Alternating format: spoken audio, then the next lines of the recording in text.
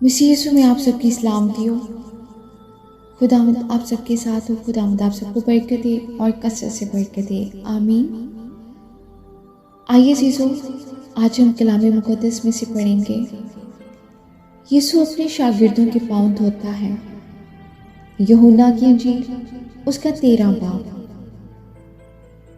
यीशु ने ये जानकर कि बाप ने सब चीज़ें मेरे हाथ में कर दी हैं और मैं खुदा के पास से आया और खुदा ही के पास जाता हूँ, दस्तरखान से उठकर कपड़े उतारे और रुमाल लेकर अपनी कमर में बांधा।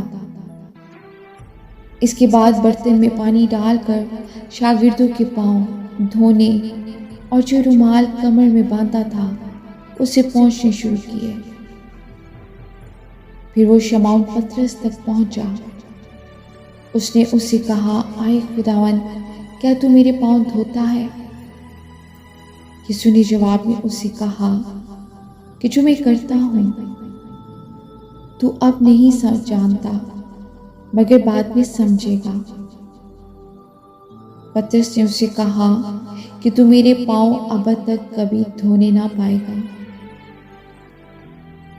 यीशु ने उसे जवाब दिया कि अगर मैं तुझे ना धोऊं तो तू मेरे साथ शरीक नहीं।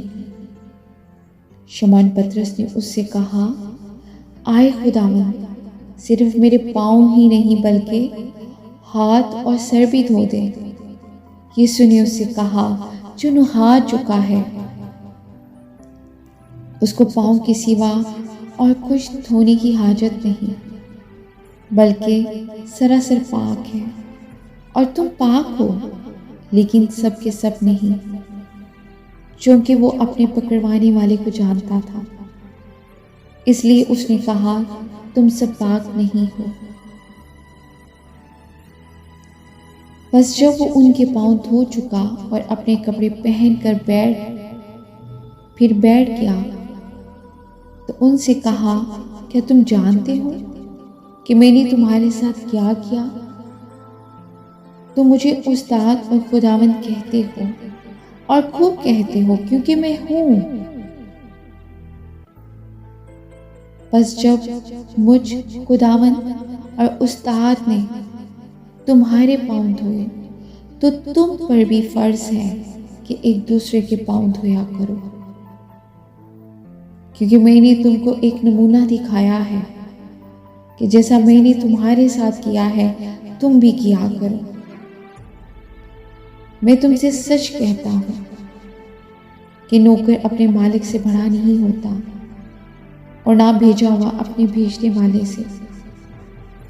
अगर तुम इन बातों को जानते हो तो मुबारक हो, रिश्तेदार का उन पर अमल भी करो।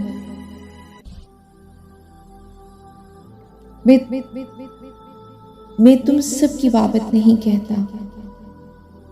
जिनको मैंने चुना उन्हें मैं जानता हूँ, लेकिन ये इसलिए है कि नविश्ता पूरा हो कि जो मेरी रोटी खाता है उसने मुझ पर लात उठाई। अब मैं उसके होने से पहले तुमको जताए देता हूँ, ताकि जब हो जाए तो तुम ईमान लाओ कि मैं वही हूँ। मैं तुमसे सच कहता हूँ कि जो मेरे भेजे हुए को कबूल करता है वो मुझे कबूल करता है, और जो मुझे कबूल करता है वो मेरे भेजने वाले को कबूल करता है। आमीन जी। खुदावंद के जिंदा पाक कलाम के पढ़े और सुने जाने में उसकी बरकत हो। खुदावंद का शुक्र हो।